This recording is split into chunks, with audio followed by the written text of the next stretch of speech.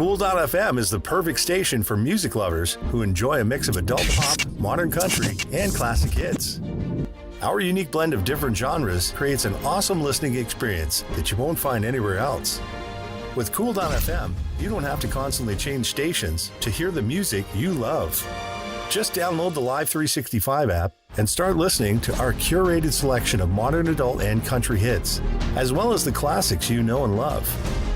So tune in to Cool.fm and start enjoying the best of all your favorite music in one place.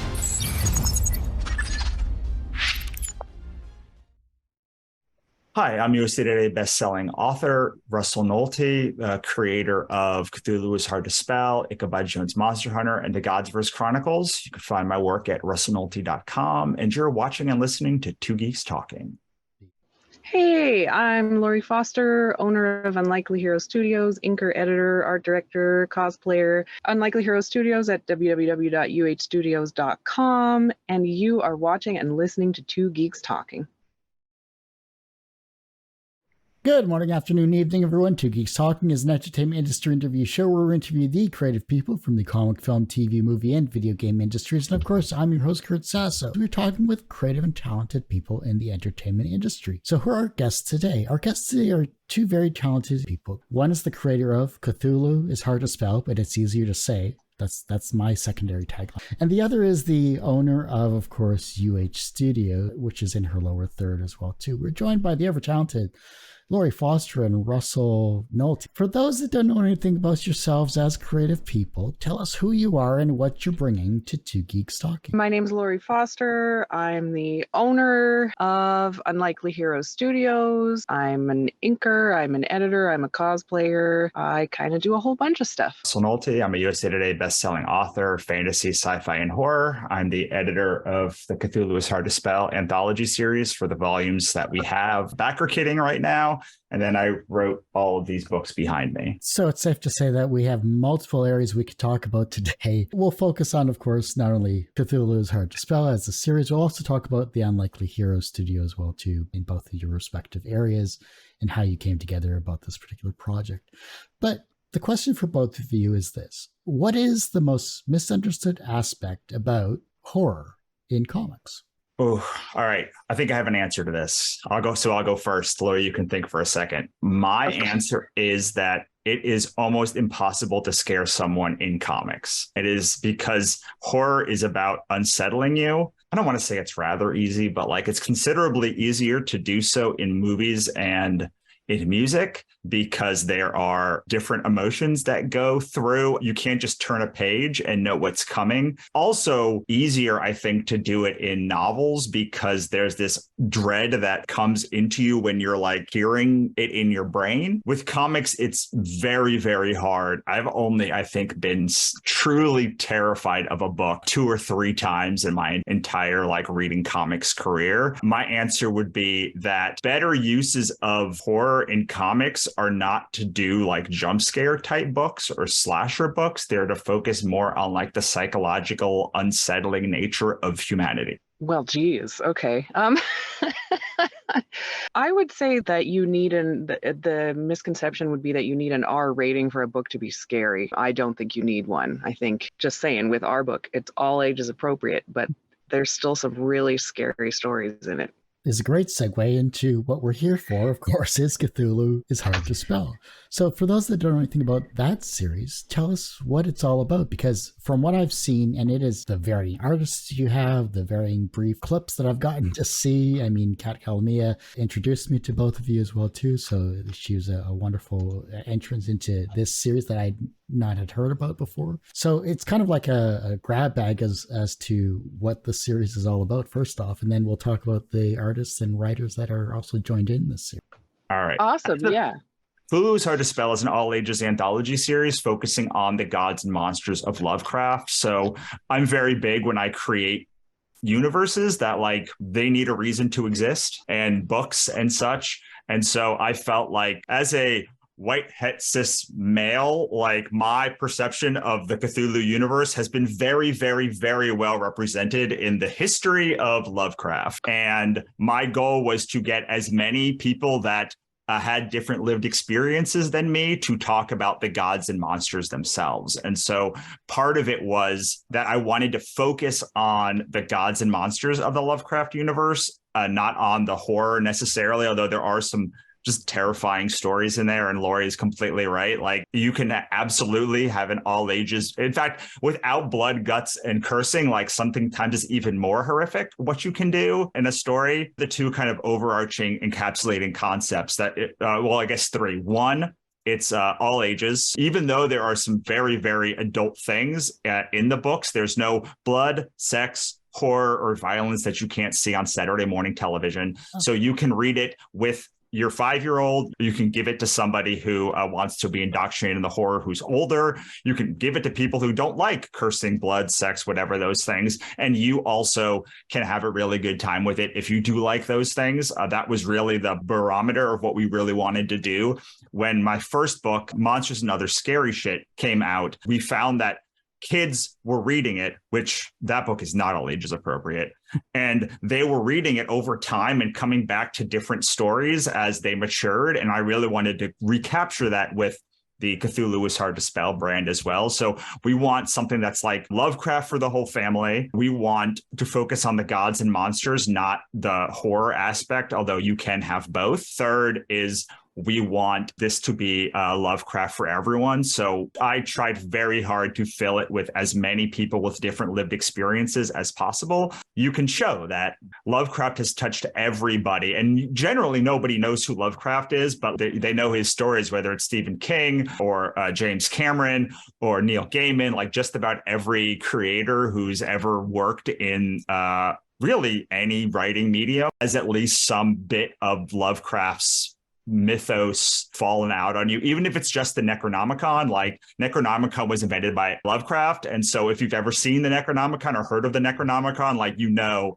of Lovecraft's work. How about you, Lori? What are your experiences with Cthulhu's Hard to Spell from your avenue? Russell brought this awesome series to us to republish, and then of course as he's stopping publishing it. And I mean, basically everything he said was something that I'm interested in, that I'm into, that I like Lovecraft, but I want to see him represented by these different creators, these different ways. And it's really what makes the book so unique and awesome. What was the first story that you got to read then, Lori, in Cthulhu is Hard to Spell that made you a fan of this particular series? I think the very first one that I read was one of Russell's stories, actually.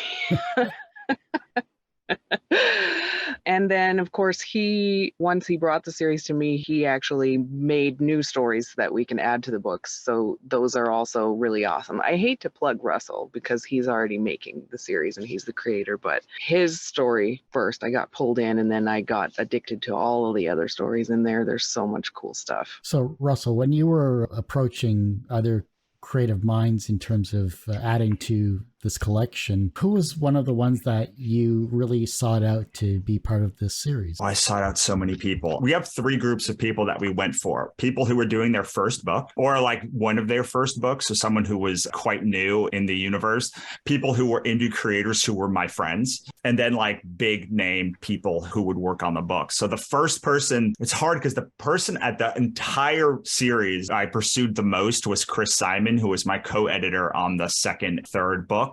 And she is now the group editor at IDW, one of the group editors at IDW. So I pursued her because I wanted to bring in other lived experiences. And I didn't want to be one of those people who just said, I believe in this without actually following through. So after the first volume, I was looking for other points of view to help expand out. She was able to bring in Ray Anthony Height, who's a great friend of mine, and Paul Jenkins, who I love dearly, Trina Robbins. I should probably say that working with those legends is the thing that was the most rewarding, but that was rewarding. But really seeing the newer artists who I was able to bring in to bring another perspective. So one person that I remember stopping was Kelsey Jo Silva, who I love and has worked with me a bunch of times, who was our artist guest at San Diego last year. And I remember looking at her work and she was like, I don't do horror. And I was like, great, that's perfect. Like I want slice of life stuff in here. Like I want your style. Like I want to see how you can work with the universe. So I always know there's going going to be plenty of people who have grown up with Lovecraft, who love horror.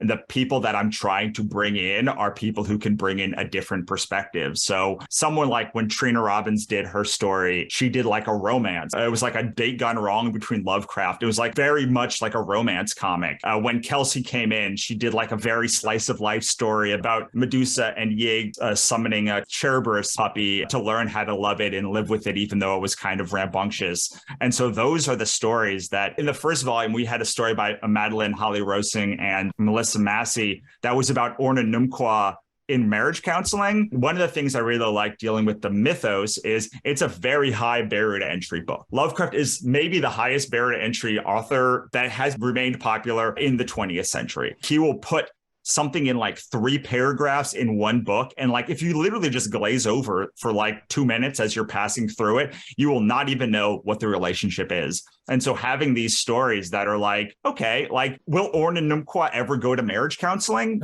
No, you understand the relationship that they have very easily. It's like, oh, they're like the Ross and Rachel of the Lovecraft universe. Or we had a story in the last volume, which was someone, Monster Hunter, was going through the woods and caught up with Shub Niggurath. And she turns and goes, do you want to see a picture of my kids? And just had like 1,000 pictures of like kids, this wallet. And like, now you're like, oh, well, she is the sort of one who births a lot of the Lovecraft monsters. And you kind of understand relationally where these are coming to. So I don't remember who the first person I pursued was, but I do know that it was very easy to find people who worked in horror who wanted to work in Lovecraft. And I'm most proud of other people who we got to fill out, whether they were people, whoever they were, they had this other experience with Lovecraft. And like Angela Audley made these beautiful stories, and Kelsey Jo Silva, and all of these, I could name all of the people. The one I remember most was I was so scared to talk to Kelsey at a show because like I loved her work so much, and she had worked on Pixie Dust. And I was like, I'm going to do it. And like, I think that was probably the hardest. It was way harder than like Paul or any of the other people that I talked to. Laurie, in terms of UH Studios, what is your company's role in regards to Cthulhu's Hard to Spell? Just so that we have that connection as well, too.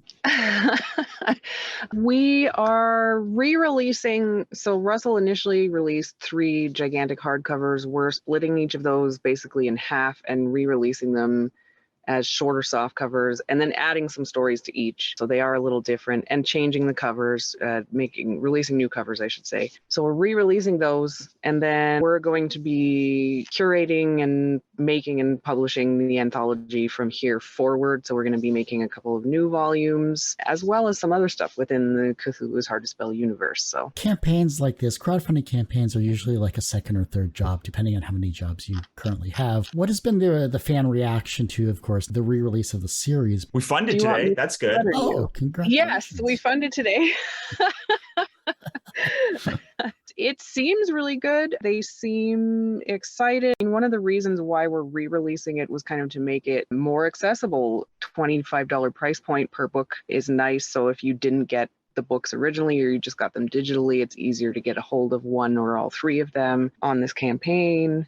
It'll make it easier to get it into stores as well. So I think the fans are excited about that. We have a couple of retailers who have pledged to the campaign. So that's awesome. Now that it's fully funded, Russell, how about your side of things? What are you looking forward to accomplishing with the stretch goals maybe with this campaign?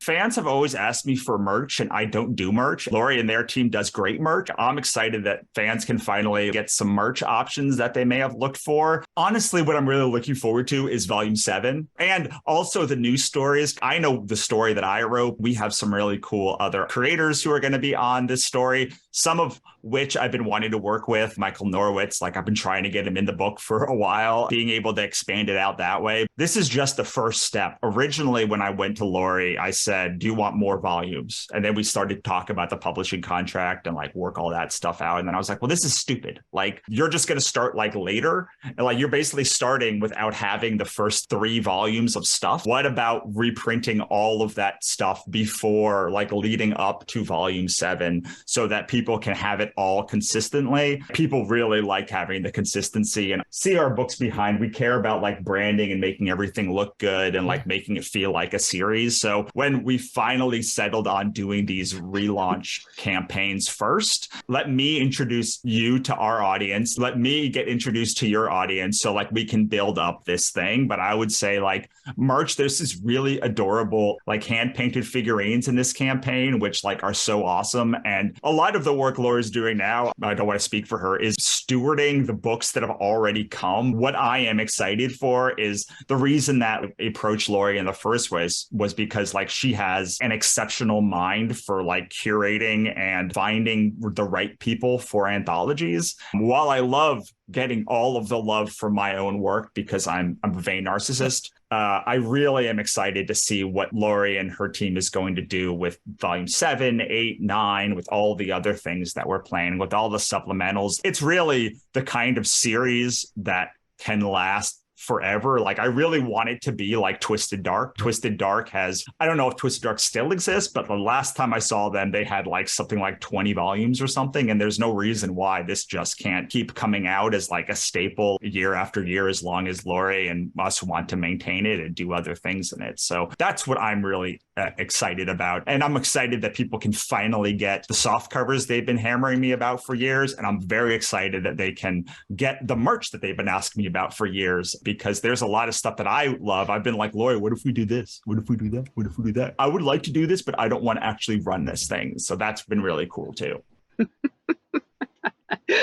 I am also very excited about merch. I've been sending, in terms of stretch goals, we asked the backers, and the backers are very excited about book upgrades, but I am very excited about merch. So I'm not sure what we're going to do for our first stretch goal. But I sent Russell a couple of images the other day of some crazy like Cthulhu pajama pants and some leggings, crazy stuff we can do. So I don't know. I'm kind of torn. I want to do a bunch of stuff. I'm hoping we hit a bunch of stretch goals so we can do book upgrades and merch, make everybody happy. Everyone usually asks, what's the wisest piece of advice or what's the most bullshit piece of advice you've ever received? But what is the second wisest piece of advice that you've received that has stuck with you in your career? I don't know. I don't have them ranked. Well, the one that I'm stuck on now, as I just turned 40, is that your first half of your career, or like getting up to middle age, is all about putting armor on to prevent you from being hurt by people, or like being hurt and then putting armor on. And the second half of your career or life is really about realizing that that weight, that burden is too heavy to carry forever, and trying to find ways to take that armor off. Specifically is relevant in this conversation because one of the pieces of armor that I had put on for so long was I don't work with partners. Like I run everything. And so working with Lori and some of the other, my business partner, Monica, and other people have been really eye-opening in the ability to take off of that armor and trust other people to carry on projects without me being the person leading every day and every minute. Oh, wow. I'm still thinking. I'm terrible at this. I think the piece of advice that's sticking out to me recently would be to not feel bad to set boundaries and take breaks. This has always been an issue of mine. And yeah, until recently, I did not apply it at all. And yeah, it's becoming more important. I think it's important for everybody to realize, especially in this industry, because everyone in comic is working their butts off, 80 hours a week or whatever it is. So take a break, because it'll make you more productive in the long run. Also saying no, I think, is another thing that a lot of us don't do very often, or because we think we're going to hurt their person's feelings, whatever they're asking, when we need to set those boundaries too. 100%. Exactly. You're calling me out. I'm horrible at that myself because I say yes to every interview that comes across my plate for the most part. There are some lines I do draw, but creative people like yourselves in the varying industries that you've created, from creating a publishing company to showcasing a remastered version of an amazing series with Cthulhu is hard to spell. Russell's work in terms of finding new people and new creative art, being a best-selling author. I don't think we take time for ourselves and realize we've actually accomplished a lot in not only our lives, but in our careers. Yeah, exactly. 100%.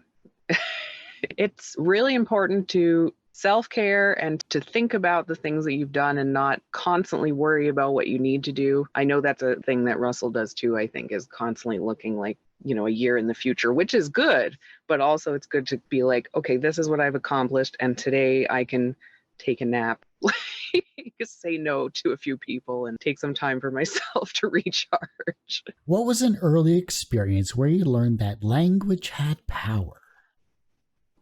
Okay, I want to see it's not a huge bummer of a thing. That's the one. That's the hard part now.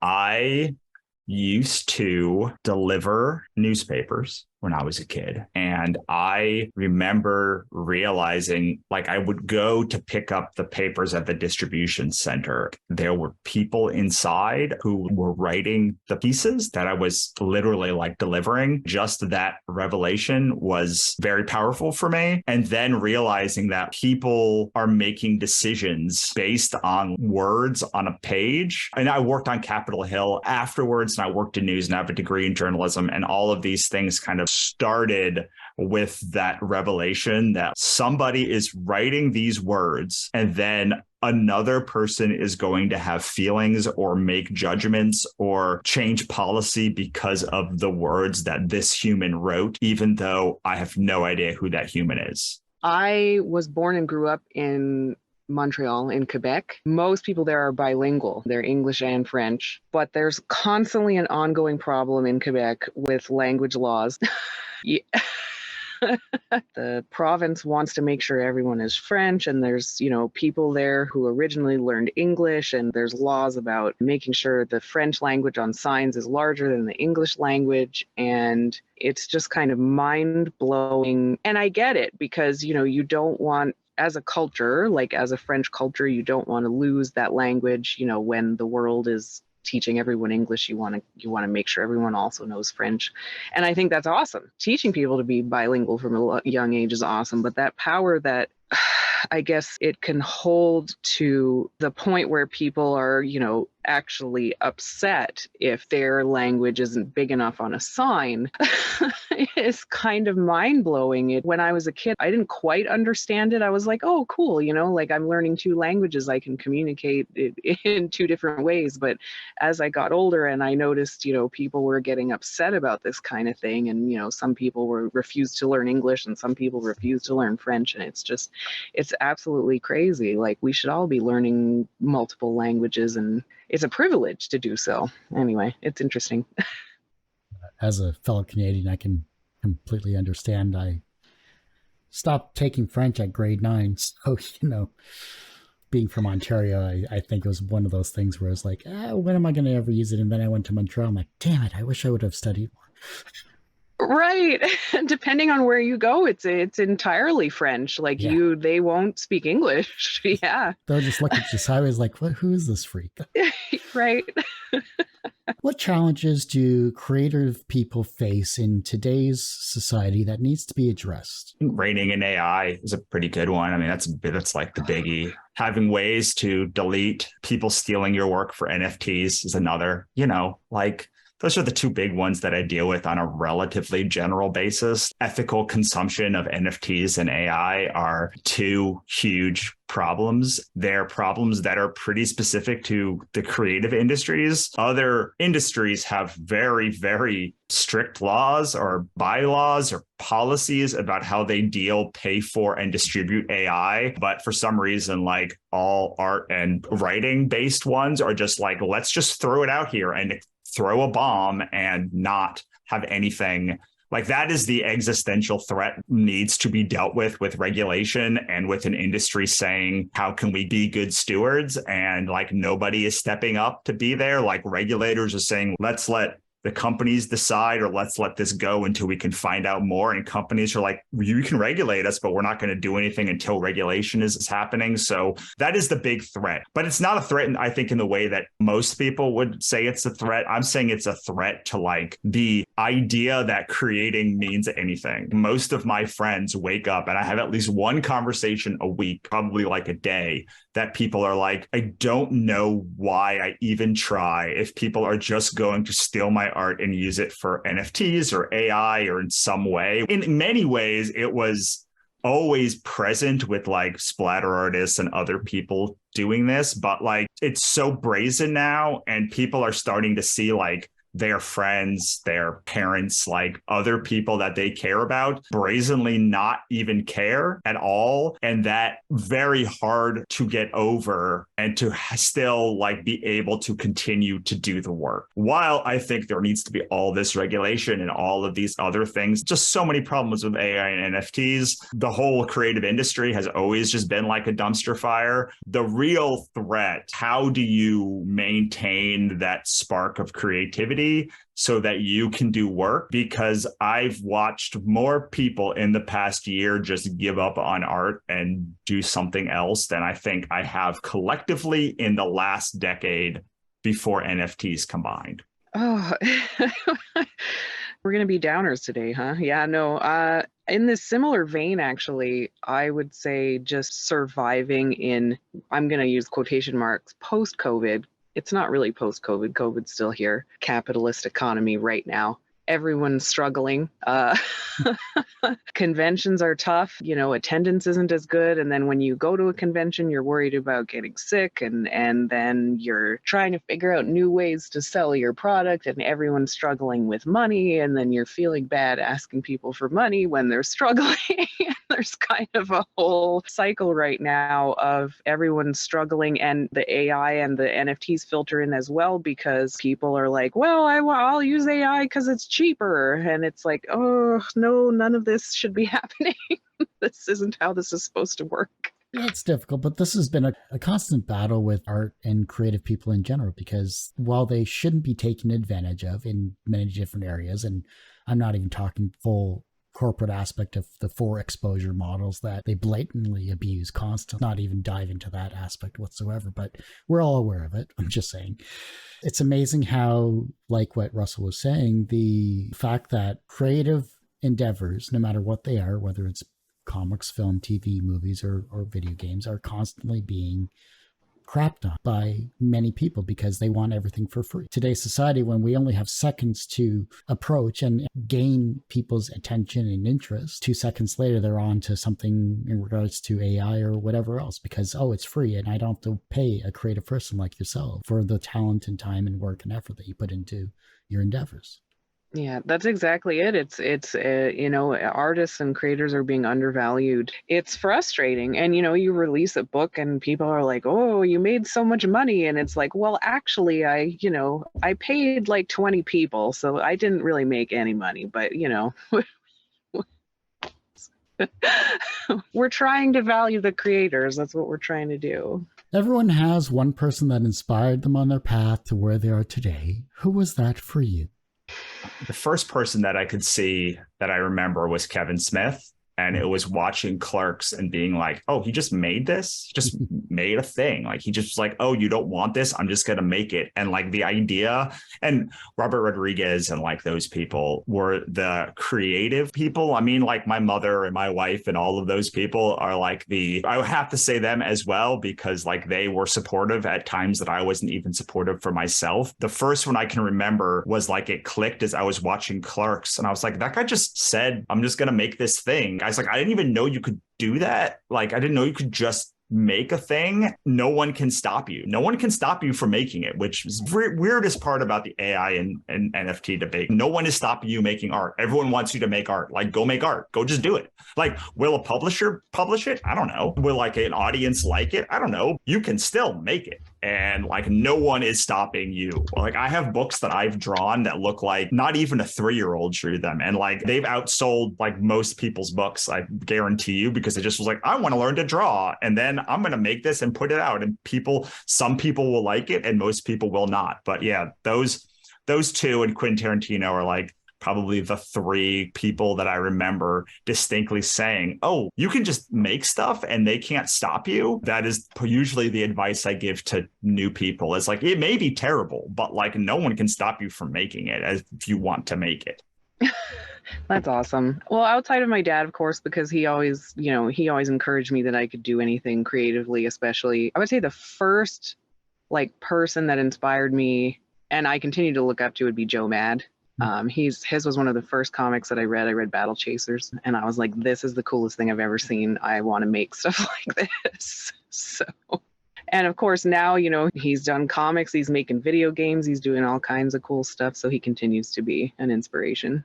Professionally, you are both successful in your respective areas and fields, and you have created some amazing works. And I would have loved to talk more about, obviously, UH Studios and more about your amazing career as a writer as well, Russell, too. So you both have to come back on either together or separately and talk about your respective careers so we can dive more into your creativeness. And I'm going to use that as a word. So professionally, you're both successful in your respective area. Do you consider yourself personally successful? Do you mean successful like in my personal life, or do you mean do I personally find myself successful, even though it objectively is true that I am successful? So I used to be very, I don't want to say down on my work, but I would definitely put my work down sometimes to some people or say like it wasn't as good as it was. And one day a fan said like, I wish you would stop doing that. And it's like, well, I mean, it's my work. I can say what it's like. No, I like your work. And if you don't like your work, it's you saying that I have bad taste, and like, I don't have bad taste. And since that day happened, I have never said anything bad about my work since then. I've said that there are struggles with my work. I've said it's hard to do the work. When I put out a book and people like it, it is objectively good. And so I deal with a lot of data. I deal with data all the time. Like I'm known among a lot of people that like I obsessively look at data for Kickstarter campaigns and for creators and finances and all of this stuff like constantly. And so it's very hard for me to not say it's personally successful when the overwhelming evidence is like I will soon crest making over $1 million in my business since I started. It's like mathematically, I can't not say I am successful. So yes, I do consider myself as successful. I also love all of my books and all of the work that I put out. Like I reread them and enjoy them. Yes, I would say yes. I don't know if I'd consider myself as financially successful as Russell yet. I haven't been around as long as he has in this industry, but I feel successful also in the way that I get to do stuff that I love every day. I get to edit books, I get to art direct, I get to ink, I get to work with really cool people who like the same stuff that I do. And even though it's really hard work, it's super rewarding to just get to basically live the dream. I know it's ridiculous to say that, to live the dream every day and do that. And it's awesome. Can I ask you a question, Lori, since we're here? You had like, it feels like you had like a huge like blowout year last year where like you leveled up like 100 times. I'm curious because I remember when I first started doing Kickstarters, I was like, wow, someone made $20,000. Like they must be the most successful. That's the most money I could ever imagine. They must be like a super creator. And then I remember when my brain broke the first time I crested like $25,000. And I was like, I can't not say I'm successful anymore because I literally was looking up to these people for so long. And now I've done that thing and my brain has to now consider myself successful. I'm wondering if you had a similar experience, ever experienced that disconnect moment. Yeah, I guess I would say, yeah. Last year when we ran The Sundering, that was our first tabletop book, and it crested $50,000. And you were messaging me, you were like, Lori, this is awesome, like you're beating all of my campaigns, but you were really happy about it. And I was just like, yeah, wow, you're right. Like I didn't even, like, it was so surreal that I was like, oh crap. Like we finally, we did it. And I had, other creators who have, traditionally done really well messaging me being like, yeah, you're in the club now. And I was, oh crap. So definitely, yeah. See, it's the victories that we don't realize we've accomplished. And once we think about it, it is what it is. We're successful and we've accomplished something in our lives. So we just have to look forward to that next goal. Yeah, and it's funny too, because during that whole campaign, I was like, oh, it's not good enough. We're not doing, what else can I do to make this better? Like, completely like in my own head, like this isn't doing as well as it should. And like my co-creators were like, you're crazy. Like this is record setting. What is wrong with you? And I'm like, wait a second. No, you're right. Like, I don't. There's, when you launch a Kickstarter or any campaign, like you're in this mindset that it's, at least me, and I'm trying to fix this, that it's never good enough and I'm never doing enough and I have to do more and I'm not working hard enough on it. So having, folks like Russell being like, you're doing awesome. This is amazing. Oh, okay. Okay. I need to stop and like breathe for a second. The reverse of success is failure. How do you deal with your failures?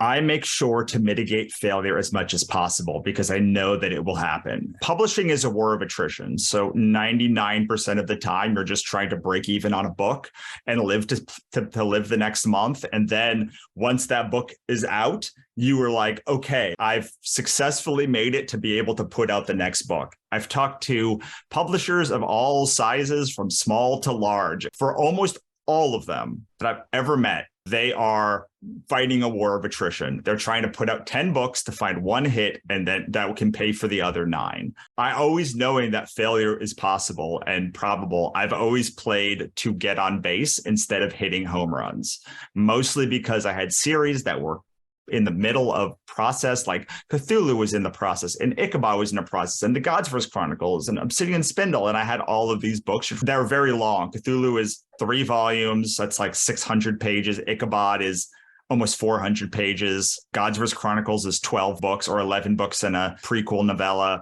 And then Obsidian Spindle is 12 books. So like, I was like literally just trying to live every day to pay my artists and my editors and everyone to get from one day to the next. I made a big transition because all of those series are now done, and I can be like, oh, I don't have to pay people anymore for them because they have finished and the covers are done and like I am set.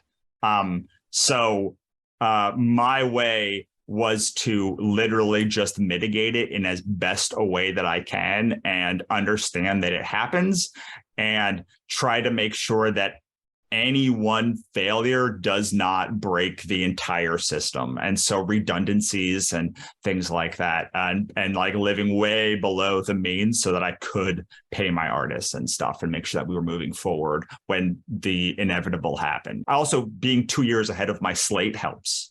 Oh, wow. I mean, to kind of link back to what I mentioned before, I'm still kind of working on myself and dealing with failure. I'm very hard on myself. Even just last year, a success was a failure in my brain, but work in progress, easier on yourself. And Russell's right, of course, like you keep working on what you're working on and you keep making it, and you adjust or you tweak or you pivot as you go. Failure isn't even necessarily something that you did, even though my brain wants to tell me that it is. It can easily be, it can be anything. It can be the economy, it can be the time of year, it can be something similar came out and people, like, it could be a million things. And trying to not take that failure personally is a big thing that I am working on for myself. The younger generation is looking at your work and they're becoming inspired to be creative in some way, shape, or form, whether it's as a writer, an editor, or a creative endeavor that maybe you've inspired. How can they inspire the generation that follows them? Be kind. I don't know how Lori came up or like what it was like, but people in comics and publishing were not kind to me when I started. Like, they were not encouraging. They were kind of pricks, frankly. Not everyone, but like the vast majority of people I've talked to said, you were a writer in comics, just give up. There's no room for a writer only in comics. That just hardened me to do it. And later on, the same people were like, we're trying to give you tough love because, like, if you could be turned away, then you should be turned away. And I was like, is that true, though? Does someone have to know that comics are like hard? I disagree with the premise. And every year I disagree with it more. The two things that I think that you can do for a younger generation is be kind. Be kind to them, Be kind to the other people and be kind to yourself. And then lead the way by showing the way, by doing the thing. So often, people that are in comment sections and are talking on panels haven't actually accomplished anything. However, because they happen to be in the comments with somebody else who is doing it, they feel like their advice is as valid. What I am saying is you got 30 comments to this and 29 of them are bad. And the one I am giving you is the only one from a working professional in this industry right now. And so like be the one who is willing to go to the mattresses to make sure these people do not get taken advantage of, because that is the true tragedy in all of this. Like the true tragedy is that so many people with a bright spark get tossed out like yesterday's bathwater because they are no longer valuable, or they spoke up, or they X, Y, and Z. That is so unfair to everyone involved. And like my specific generation of like around 40, like we are the people that used to gatekeep comics and publishing. Like we are that generation. And like we do not have to continue to do that. We do not have to gatekeep this. We can just open it to all of the people that are creative. We can be supportive of everyone. It doesn't mean like spend 99% of your day like helping every single person, because you also have to be kind to yourself. We do not have to continue the toxic relationship that our forebears had with this publishing industry and towards the people who were younger. We don't have to like have a casting couch. Like we don't have to do any of that stuff. Like we can just be better by doing better. That's just great though. I guess to kind of springboard off that, so as a woman in comics, especially as an inker, when I started, like Russell said, it was pretty rough. Honestly, in publishing too. I know I have a lot of white cis men kind of eyeing me like, what did she do to do so well? You know, you get a lot of, it's because she's pretty. That's why she's doing so well. And that's why her books are selling well. I've legitimately had people say this. So for new people, especially like I guess I would focus on women, because for me I've experienced and it's crappy, and I don't want women coming into the industry to have it, because women are awesome at making comics. They deserve the platform to do so. Like a lot of the people that I've worked with have been women, and they've been so cool and so easy to work with. On Cthulhu is Hard to Spell, one of our cover artists is Emily Manival, and she was an intern in college, and she made that cover, and it looks professional and it looks amazing, and no one gatekeeped her. Like Russell said, I'm kind of springboarding off of what he said, but so creating a community and inviting people into it and making them feel welcome, and you know, not crapping on them because they use Procreate instead of paper and pencils, and not gatekeeping the method of what they're doing or the genre of what they're doing or who they are or what they look like. Making stuff together. There shouldn't be a competition here. There should be a, let's encourage more people to make stuff so that we have comics and we have this medium in a couple of generations and it doesn't die off because everyone's gatekeeping. Like, I totally agree with you. For me, I would add like also siloing is a thing that happens a lot. It's like, oh, you're a woman in comics. Like you can make these kind of books, cute slice of life books. You can't make Batman. Like that's not a thing you can do. And in the same way, like, men are often making Batman, and we're like, wait, you want to make My Little Pony? Like you can't make My Little Pony. Like that's not, it is much more done to women than to men. Like men have a way bigger latitude than this. But I wanted to add the, like, we also don't have to silo people into this thing and say, oh, you must be Raina Telgemeier. Like, no, I want to be Kelly Sue DeConnick. So allowing people to not just make comics, but make the comics they want and not pigeonhole them into making a specific kind of comic because of their lived experience. I don't know. Sorry for taking that over, Lori, but. No, that's 100% no, because I've also recently in the last year, I've started inking over Matt Frank, and he does Godzilla and Transformers, and like, God forbid, a woman is inking kaiju and robots, you know? I relate to that very strongly. Oh no, two talented people, geez, come together to create something amazing. Who knew? Exactly. How dare I? Well, and it's funny because, well, you mentioned Madeline Holly Rosing earlier, and she's been on the show a couple of times. In fact, she's coming back next week to talk about her upcoming series. And then Raina Telgemeier actually was on the show way back when she was doing Smile a long time ago. That's like a decade ago.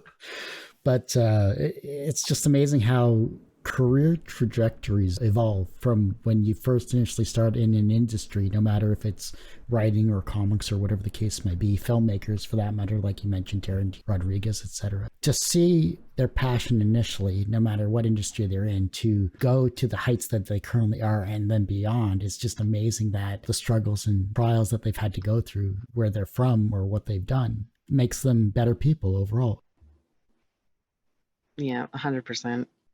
If your life was a comic book or whatever medium you'd like your life to be in, what would its title be? And what would its soundtrack be?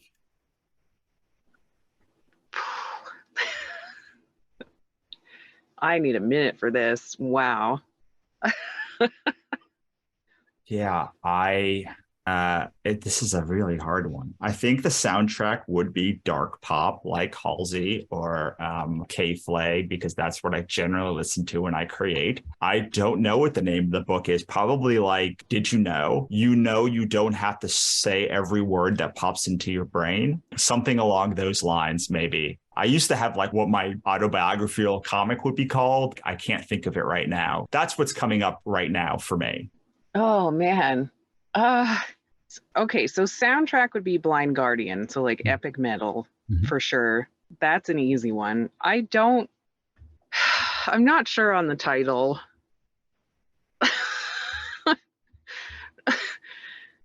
I don't know. Russell, help me. I'm trying to think. I was trying to help you out. I can't, my brain is not working for either of us to come up with a title. I'm usually pretty good at like titling stuff. Yeah. How about An Unlikely Hero? That's in the vein I was going. So perfect. Yes. We can do that. we could use that. Well, I do hate to say it, Russell and Lori, but thank you both so much for coming on the show, because that ends this particular episode. Thank you for having me. Yeah. Thank you so much. That was a blast.